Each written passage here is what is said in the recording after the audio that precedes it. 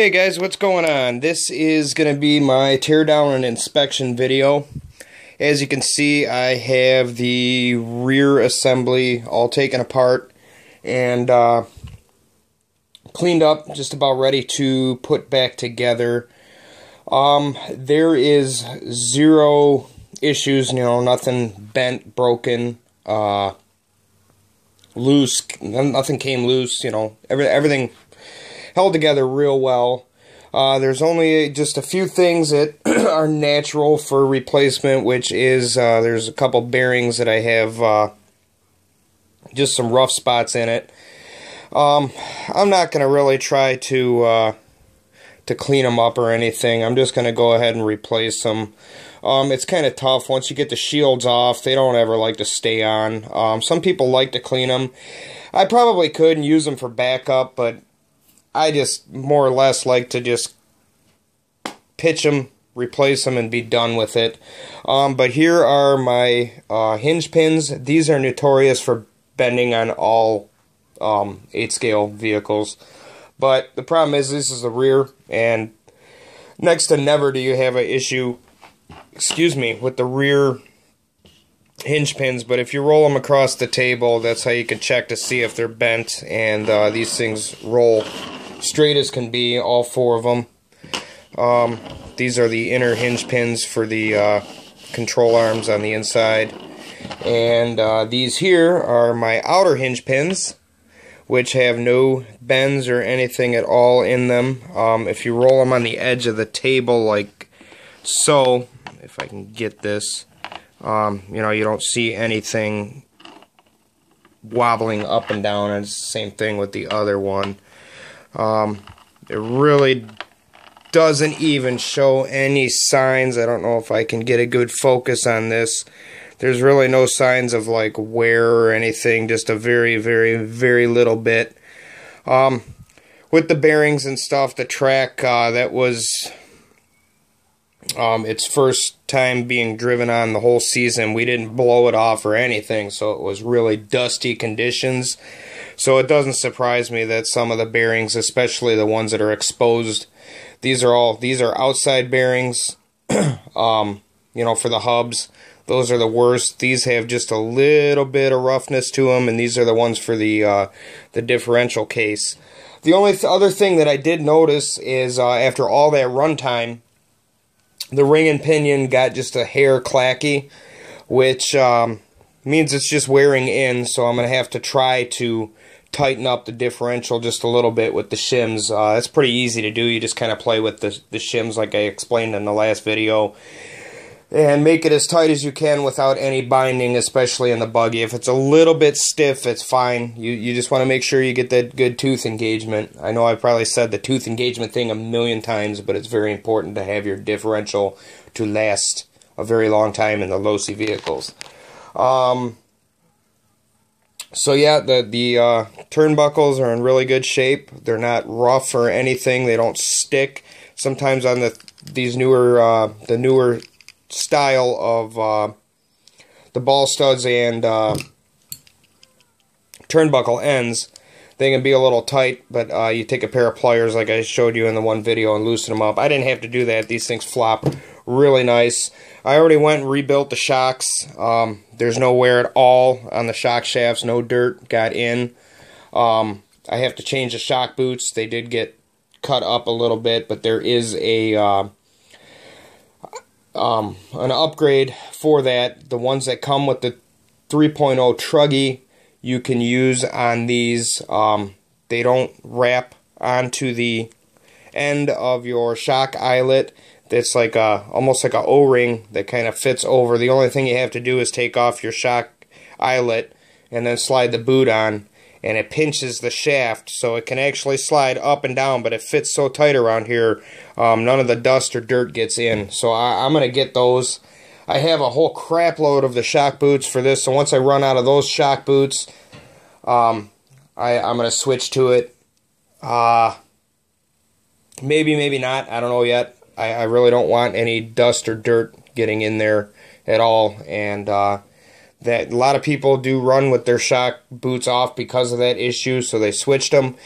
And a lot of guys are running them without any shock boots, and the problem with that is your shock shafts get tore up really fast, and once you get any amount of dirt inside the body of the shock, you get nasty binding. They won't. Some of them won't even compress. So, yeah, that's about as far as I got right now. The rest of the buggies right here, I'm going to do one section at a time because I am doing just about a complete teardown and inspection on this, just for the initial break-in and all that.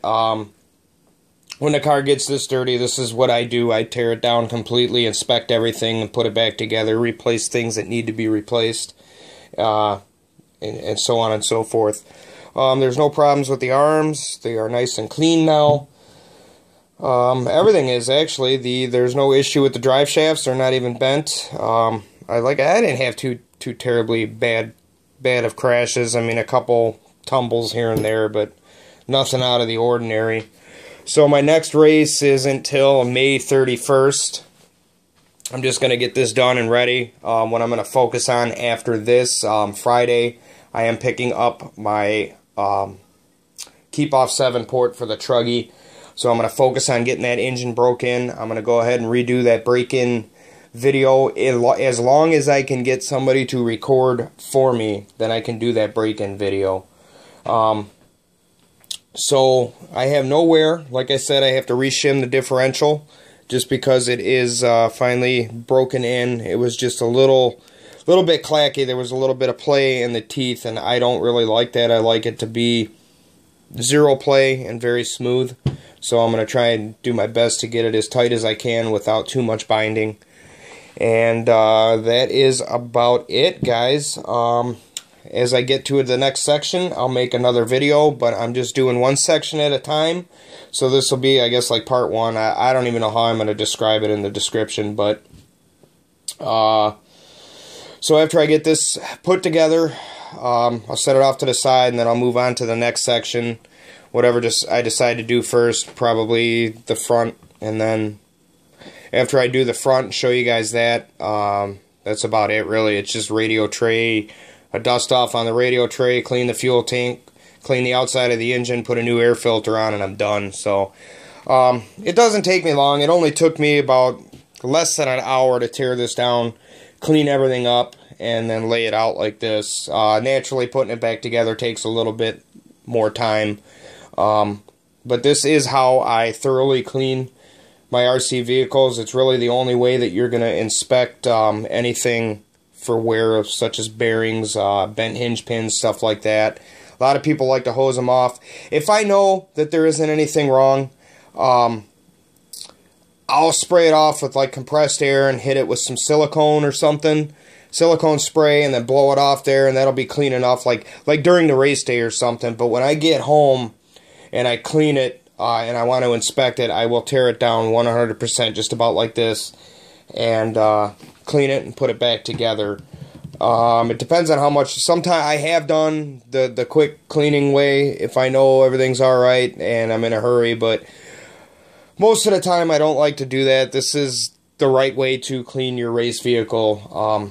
You know, the more you're on top of your parts and stuff like that, you can monitor the wear and the things that need to be replaced. You're going to have less problems at the racetrack and actually be able to finish a race without having to do too much wrenching at the track, because there is nothing worse than having to like tear down something majorly to you know, fix something. It's one thing if you decide you're going to change your differential oil or your shock oil or something like that, but when you actually have an issue, you know, it sucks, especially if it's something that could have been prevented.